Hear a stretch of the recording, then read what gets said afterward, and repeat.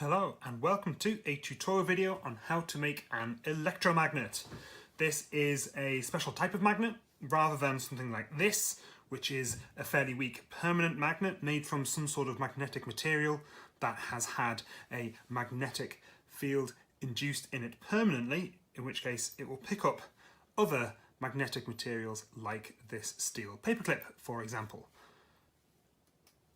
An electromagnet has basically two components.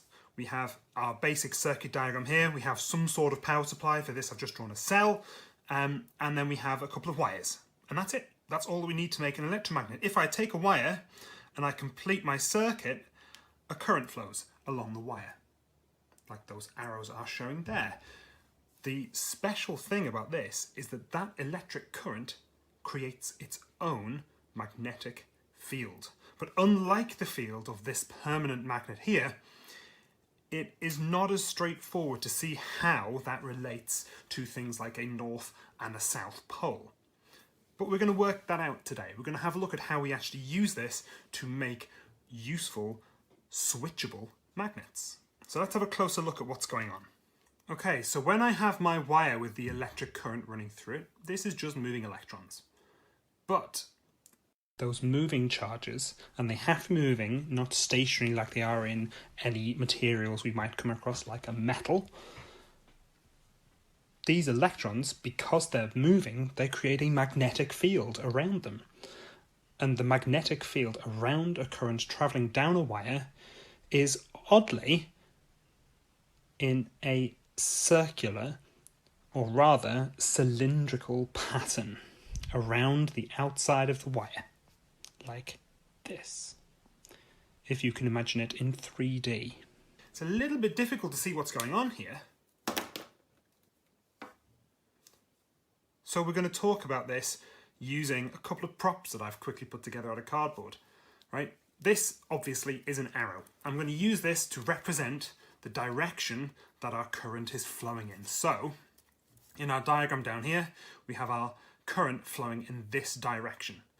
There is a magnetic field in a cylinder around this wire that is carrying our current in that direction. Which way does it go though? Because as we know, magnetic fields have a direction. They have an arrow. I've drawn arrows on this diagram. But how did I know they go that way and not the other way round? Well, the answer is we have a rule that determines it, and it's called the right-hand grip rule.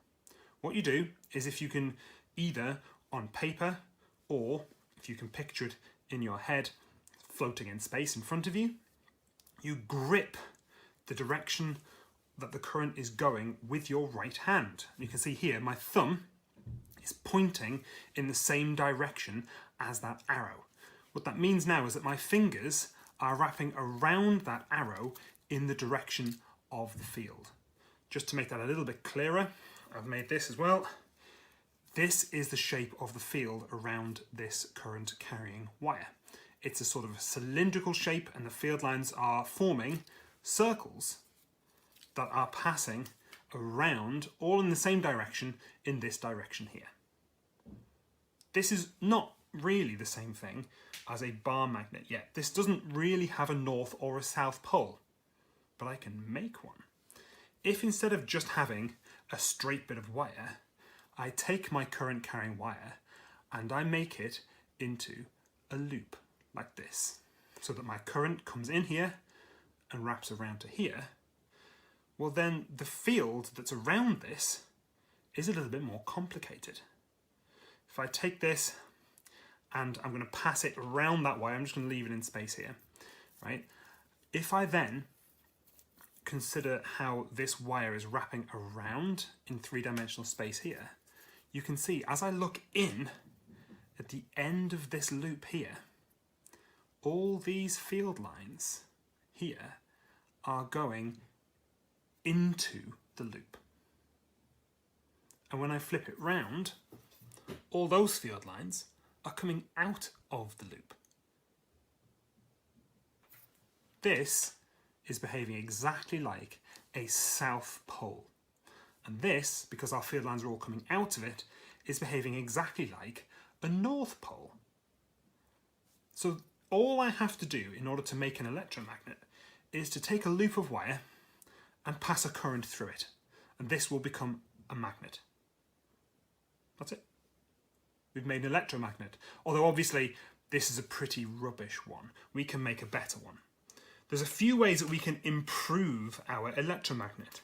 The first way is, rather than by taking a single loop of wire, why not take a bit of wire and do lots and lots and lots of loops? Because what this is like doing here is making a series of magnets, series of electromagnets, all squashed up together, each with their north and south poles facing opposite each other. So it goes north pole of this one, then south pole to north pole, then south pole to north pole, and so on all the way down here. So this is just basically like having, in this case, 5 magnets all joining together. So this is going to be 5 times stronger than our previous one. Great. Okay, that's slightly better. Obviously, this isn't going to be a very good electromagnet even compared to the previous one. So what are we going to do to make this even better? Well, I'll tell you what, this is coming from our electric current. Why not pass more current through it? If I pass more current through this magnet, again, it's going to get stronger. If I pass twice as much current through this, it's going to get twice as strong. Brilliant. I can still make this better. The way that we enhance magnetic fields is by using something made of in this case, we're going to use a soft magnetic material here, like iron. This is a really big iron Allen key. If I put a magnetic material inside the magnetic field created by this coil here, then it becomes magnetized itself, and this actually makes the field of my electromagnet stronger. And so this in here will make this into a much better electromagnet. This has to be a soft magnetic material, simply because if this was hard, when I magnetize it using my electromagnet, if I then turn off my electromagnet, which is one of the benefits of these, because I cannot turn this off. If I turn this off, if this were a hard material, this would stay magnetized. And so it would not turn the magnet off, it would stay on. So we have to use a soft magnetic material so that we can turn it on and off. You may have come across these with electronic door pads, where you press a button and it releases the door. If you use the hard metallic material in there, you press the button, the door will still not open. So let's see this in action. I have a little bit longer of a coil here, and as my power supply, I'm using a 1.5 volt cell. If I now put this iron core inside, just to prove to you that this is not currently magnetic, I have a few paper clips here. Right, drop a couple in the space there so you can see them clearly. These are magnetic paper clips. They're made of steel. They are not magnets. As you can see, they're not sticking to each other. This is currently also not a magnet because it's not attracting these magnetic paper clips. Okay, if I now touch this onto the contact on the battery, this now becomes an electromagnet, and it will pick up the paper clips until I release the wire and they fall off. So this is a really nice electromagnet. We can clearly see it picking up magnetic materials, but as soon as I release that power, as soon as the current stops, almost as soon, the paper clips will fall off. Why would this stay magnetized?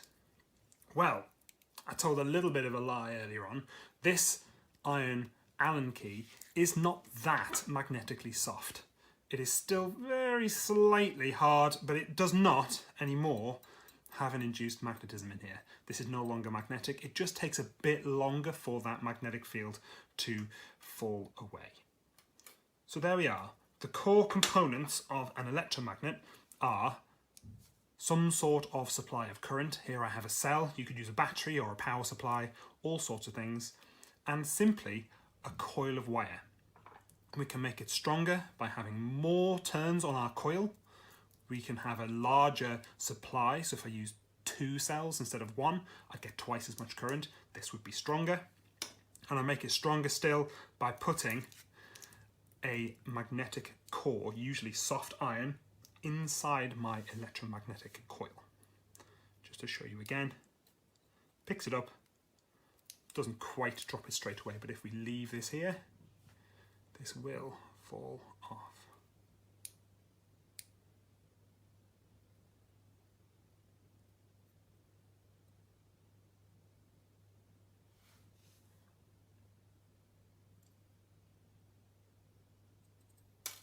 There it goes. Can't pick it up anymore. All right, thanks so much.